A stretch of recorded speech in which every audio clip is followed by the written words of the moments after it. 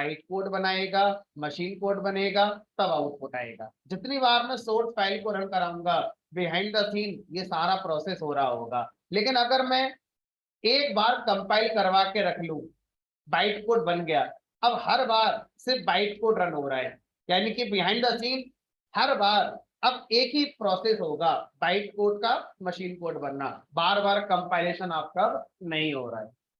तो इसका मतलब क्या हुआ? इसका मतलब ये हुआ कि अगर हम सिंपलिसिटी पॉइंट ऑफ व्यू से देखें तो हम इस वाली अप्रोच के साथ जा सकते हैं। हमें कम सीखना पड़ेगा। हमने सीधा पाइथन इंटरप्रेटर को लॉन्च किया और उसको अपनी पाइथन फाइल दे दी। अब बिहाइंड द सीन जो होता होगा वो होता रहेगा, ठीक है। लेकिन अगर मैं एग्जीक्यूशन टाइम को देकर कुछ फोकस करना चाहता हूं, तो फिर ये अप्रोच बेटर है कि एक बार कंपाइल कर लो, फिर जितनी बार रन करना है रन करते रहो बाइट कोड वाली फाइल को, ठीक है। सर और ज्यादा सिंपल अगर मुझे चाहिए तो ये सब करने की, कमांड लिखने की जरूरत ही नहीं है। आइडल में ही ओपन करिए और यहाँ रन का ऑप्शन आता है, कुछ लिखना ही नहीं है। स्पेलिंग मिस्टेक हो सकती है, स्पेस कम हो सकता है, ज्यादा हो सकता है, सब खत्म। बस आपने क्या करना है, क्लिक कर देना आइडल में ओपन करके, और जैसे ही मैं क्लिक करूंगा बिहाइंड द सीन वो हो जाएगा जो अभी हम लिख कर रहे थे। लेकिन इस वाली अप्रोच में जितनी बार आप रन कराएंगे उतनी बार क्या होगा, कंपाइलेशन होगा, फिर पीबीएम से मशीन कोड बनेगा। यानी एग्जीक्यूशन वाइज देखूं तो ये अप्रोच थोड़ी स्लो होगी, लेकिन सबसे सिंपल यही है। सबसे सिंपल अप्रोच हमारी यही है।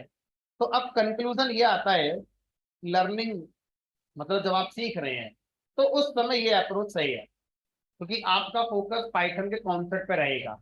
लेकिन एक बार आपने सीखने के बाद पाइथन का प्रोजेक्ट बनाया, अब बनाने के बाद आप उसे अपने क्लाइंट को देंगे, तो क्लाइंट को जब आप प्रोजेक्ट देंगे उससे शायद ऐसा नहीं करवाएंगे, क्योंकि ऐसे करवाएंगे तो वहां पर एग्जीक्यूशन स्लो हो रहा होगा, जितनी बार वो चलाएगा उतनी बार स्लो होगा। तो क्लाइंट को मैं क्या दूंगा, क्लाइंट को मैं एक बार कंपाइल करके ये वाली फाइल दे दूंगा। अब वो अपना सुबह दोपहर शाम चलाता रहे, जितनी बार चलाएगा चलाता रहे, उसका एग्जीक्यूशन वहां पर कैसा हो रहा होगा, फास्ट हो रहा होगा। दूसरा फायदा, अगर मैं अपने क्लाइंट को अपनी वाली फाइल दूंगा तो वो तो सब कुछ देख लेगा, मैंने क्या लॉजिक लगाया है, क्या प्रोग्राम लिखा है। मैं अपना सोर्स कोड क्यों दूंगा क्लाइंट के लिए, मैं सिक्योरिटी के लिए उसको अपना कोड दिखाना ही नहीं चाहता, तो मैं उसे क्या दूंगा, फिर बाइट कोड वाली फाइल दूंगा। वो ओपन करके देखेगा भी तो उसे को समझ ही नहीं आएगा क्या लिखा है इसके अंदर, क्या नहीं लिखा है हमारा, लेकिन उसको उसका सॉफ्टवेयर मिल गया हमारा। तो बाइट कोड जनरली हम एज ए प्रोग्रामर तब जनरेट करवाएंगे खुद से जब हम अपने प्रोजेक्ट को क्लाइंट को डिलीवर करते हैं, काम हो गया पूरा, अब ये प्रोजेक्ट कहाँ जाना है, क्लाइंट के पास जाना है, तो उसको बाइट कोड बना कर देंगे। दो फायदे, एक तो बाइट कोड का एग्जीक्यूशन फास्ट होता है, दूसरा फायदा हमारा सोर्स कोड हमारे पास रह गया, अब उसके पास नहीं गया। तो आप बोलेंगे सर वो क्लाइंट है, उसको अगर आप सोर्स कोड दे भी देंगे तो उसे क्या समझ में आना है, उसने कौन सी पाइथन पढ़ रखी होगी। तो प्रॉब्लम ये नहीं है कि उसको सोर्स कोड समझ में आएगा या नहीं आएगा, प्रॉब्लम दूसरी है। मान लीजिए आज मैंने क्लाइंट के लिए एक प्रोजेक्ट बनाकर दे दिया, ऐसा हो सकता है 6 महीने बाद वो उस प्रोजेक्ट में कुछ नए फीचर ऐड कराना चाहता है, ऐसा बिल्कुल हो सकता है। अब अगर मैं उसको सोर्स कोड दे दूंगा तो वो हो सकता है मेरे पास ना आए, नए फीचर ऐड कराने के लिए किसी और के पास चला जाए, क्योंकि सोर्स कोड तो उसके पास है ही हमारा। लेकिन अगर मैंने उसे सोर्स कोड नहीं दिया है और उसको कल को कुछ नए फीचर ऐड कराने पड़े, तो उसकी मजबूरी होगी तो वो मेरे पास ही आएगा, क्योंकि सोर्स कोड तो मेरे पास ही रह गया। इसलिए कोई भी ऑर्गेनाइजेशन अपने क्लाइंट को सोर्स कोड नहीं देना चाहती है ना कुछ पार्ट अपने पास रखती जरूर है, ताकि वो दोबारा से हमारे पास आए। अगर हमने सब कुछ उसे दे दिया तो हो सकता है किसी दूसरे बंदे ने कह दिया कि मुझे कम पैसे दे देना, मैं इसमें ये चीज ऐड कर दूंगा, तो मेरे पास नहीं आएगा फिर। इसे क्या बोलते हैं, मेंटेनेंस। मेंटेनेंस का मतलब क्या होता है, एक बार सॉफ्टवेयर डेवलप हो चुका है, अब उसमें कुछ नए फीचर्स ऐड हमारे होने हैं, that is known as maintenance. तो मेंटेनेंस में बहुत फायदा होगा जब हम बाइट कोड देंगे, उसे हमारे पास ही दोबारा आना पड़ेगा। ठीक है, चलिए तो इस तरह से ये हम क्या कर सकते हैं, हम पाइथन के कोड को खुद से कंपाइल करना सीख सकते हैं। तो अभी फिलहाल ऐसी कोई जरूरत मुझे फील नहीं हो रही है कि हमें ऐसा करना चाहिए। ठीक है, अभी हम सीख रहे हैं, तो सीखने के लिए हम क्या करेंगे, अपना आइडल ओपन करेंगे और आइडल पे ही अपने प्रोग्राम को रन कराएंगे। जब हमारा एक बढ़िया सा प्रोजेक्ट बन जाएगा, उस दिन हम क्या करेंगे, हम अपने प्रोग्राम का बाइट कोड बनाएंगे। अच्छा, जरा सोचिए, मैंने अपने प्रोग्राम का बाइट कोड बनाया,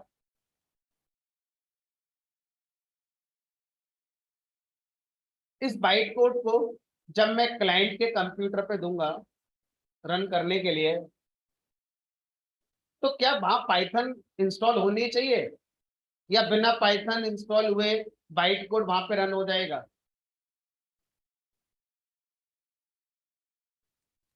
क्या लगता है आपको? अगर मैं क्लाइंट को बाइट कोड दूंगा, तो क्या वहां पर पाइथन का इंस्टॉलेशन हमारा रिक्वायर्ड होगा या नहीं होगा? बाइट कोड है, मशीन कोड नहीं है ना ये।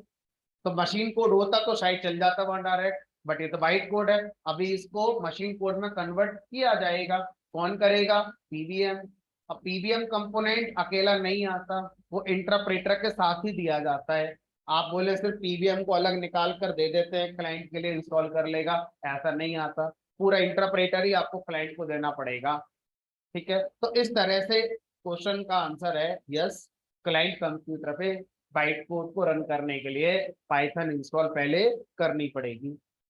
अब सिर्फ ये बताओ, हमारा क्लाइंट क्या जाने पाइथन क्या होती है, कहाँ से लाएगा सेटअप पाइथन का, वो कैसे करेगा इंस्टॉल? तो हमारी टीम जाएगी क्लाइंट के पास और उसके कंप्यूटर पे प्रॉपर एनवायरनमेंट बनाकर उसको सॉफ्टवेयर चलाकर सिखाकर तब आएगी। तो क्लाइंट साइड पर हमारी टीम जाएगी और पेन ड्राइव में पाइथन का सेटअप लेकर जाएंगे और वहां पर इंस्टॉल करेंगे, अपने बाइट कोड को रन कराएंगे, उसको सिखा कर आएंगे, तब वापस आएंगे घर अपने। अब सर, अगर मैं इस बाइट कोड का मशीन कोड बना लेता, मशीन कोड अगर मैं बना लेता, उसके बाद अगर मैं क्लाइंट को देता, तो शायद ये वाला स्टेप भी बच जाता मेरा, कि क्लाइंट के कंप्यूटर पे पाइथन को इंस्टॉल करना पड़ेगा, हमने कहा।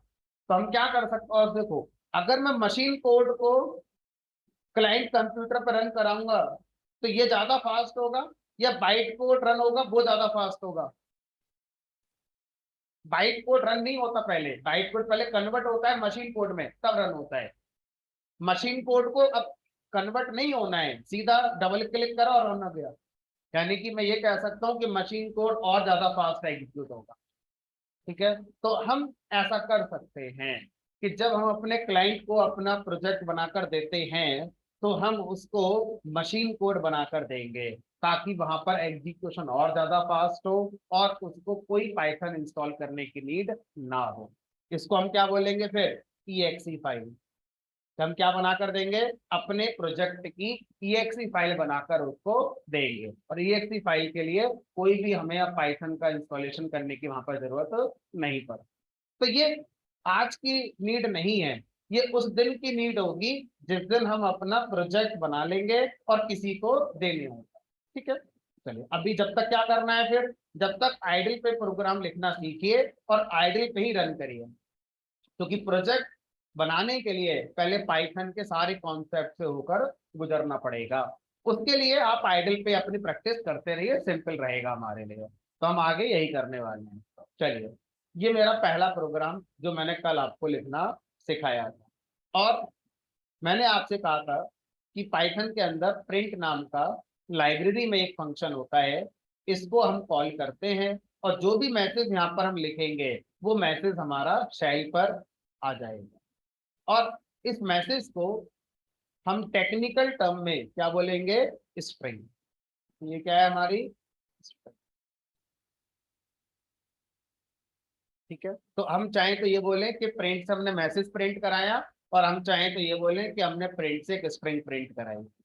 पाइथन में स्ट्रिंग की पहचान क्या है? जब भी आप डबल कोट्स में कुछ भी लिखेंगे, तो वो हमारा क्या बन जाएगी? हमारी स्ट्रिंग। इसके अलावा तीन और नोटेशन भी हैं।